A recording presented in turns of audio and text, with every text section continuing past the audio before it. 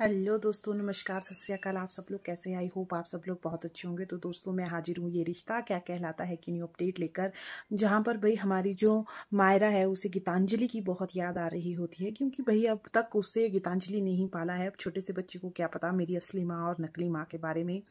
लेकिन अब मायरा पिस रही है इन सब चीज़ों के बीच में, तो फिर अब उसे अपनी गीतांजलि माँ की बहुत ज़्यादा याद आ रही है और अब वो सोच रही है कि मैं करूँ तो करूँ।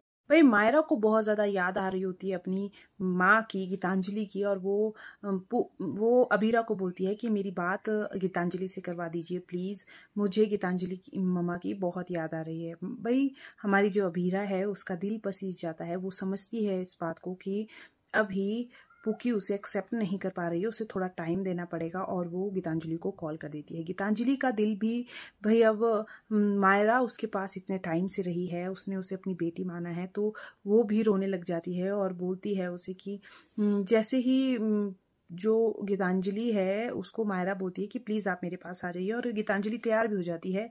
लेकिन अरमान कॉल काट देता है और सीधे सीधे गीतांजलि को बोलता है कि हम ऐसा बिल्कुल नहीं कर सकते हैं। भाई अब हमारी जो मायरा है उसे टाइम लगेगा अबीरा के साथ सेटल अप होते हुए, लेकिन हमें उसे ये टाइम देना पड़ेगा कि वो सेटल अप कर पाए वहाँ पर उसके साथ। दोस्तों, अब वो सेटअप भी हो जाएगी, सब कुछ हो जाएगा उसका, लेकिन उसे थोड़ा सा टाइम देना पड़ेगा। मैं अपनी बेटी मायरा की याद में आंसू में भीग जाऊंगा, लेकिन कभी भी मायरा को अभीरा से दूर नहीं करूंगा। अब मुझसे जो गलती एक बार हो गई है वो मैं दोबारा बिल्कुल नहीं करना चाहता हूँ। अब भाई अरमान ने सीधे सीधे फरमान दे दिया है गीतांजलि को। गीतांजलि क्या करती है आगे और अभीरा क्या करती है, क्योंकि अभीरा से भी मायरा की वो उदासी देखी नहीं जा रही है।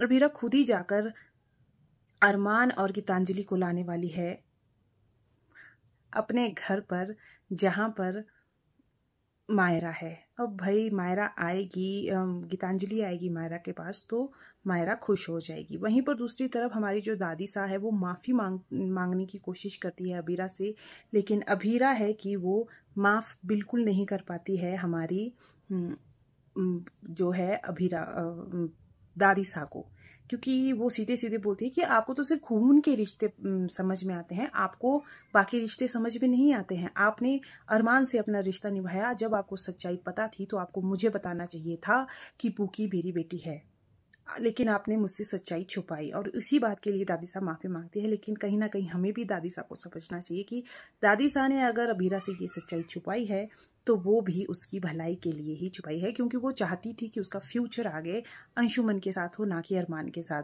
दादी साहब ने सोचा कि अगर उसे पूकी के बारे में पता चल जाएगा तो फिर वो दोबारा 7 साल पीछे के रिश्ते यानी कि अरमान के पास वापस लौटना चाहेगी, जो दादी साहब नहीं चाहती थी। दादी साहब चाहती थी कि वो आगे बढ़े और अंशुमन से उसकी शादी हो जाए। भैया आज के लिए इतना ही। आगे के अपडेट्स के लिए मेरे साथ बने रहिएगा, और दोस्तों, चैनल को सब्सक्राइब कर दीजिएगा, वीडियो को लाइक कर दीजिएगा। Bye bye, take care.